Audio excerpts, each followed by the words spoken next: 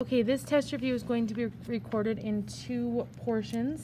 So the first question, there are 9 showings of a film about endangered species at the Science Museum. A total of 459 people saw the film. The same number of people were at each show. So whenever you see the same number, that means divide. So our problem looks like 459 divided by 9. But then it says this word about. And it says select the numbers the quotient is between. So that means we're not finding the real answer. We are finding about how many. So in order to round, I'm going to underline the first 2 digits, which are 45, and see if 9 can go into them. And 9 can go into 45, which is 4. So I'd round to 450 divided by 9. And since I rounded that number down, now I'm going to round it up. So the next multiple of 9, so after 45, is 54. So I round to 54 divided by 9. Because we are rounding to multiples of our divisor. So when I do this problem, 45 divided by 9 is 5, so it was 50.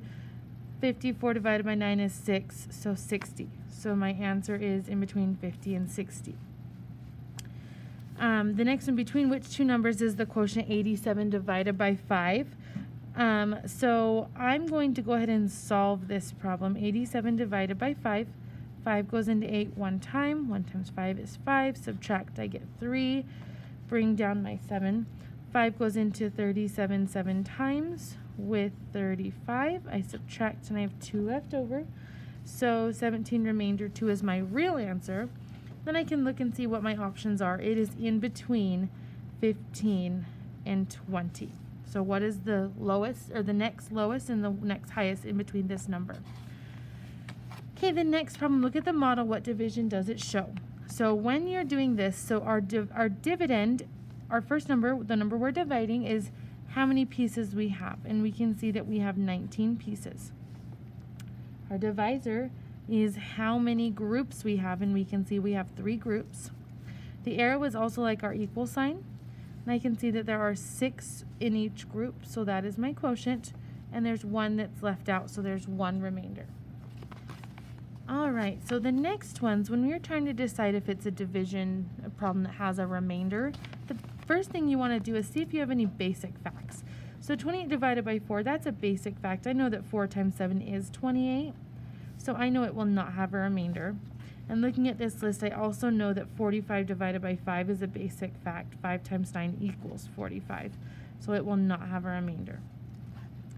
Now the next ones, we just want to go ahead and divide them so we can see if they have a remainder. So 2 goes into 3 one time. 1 times 2 is 2. Subtract, I have 1 left over. Bring down my 5. 2 goes into 15 7 times. 7 times 2 is 14. I have 1 left over. So remainder 1. So yes, it does have a remainder. And I'm going to do the same thing with 40 divided by 9. 9 cannot go into 4, but it can go into 40 4 times with 36, and that means that there's 4 left over. So yes, it does have a remainder. Okay, a park guide plans the Swan boat rides for 40 people. Each boat can carry 6 at a time. So we're going to do 40 divided by 6.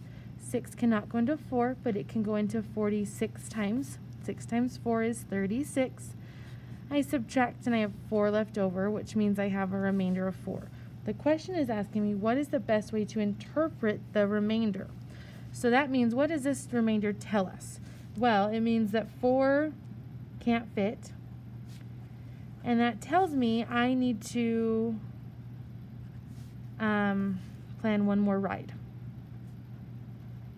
So 1 extra ride,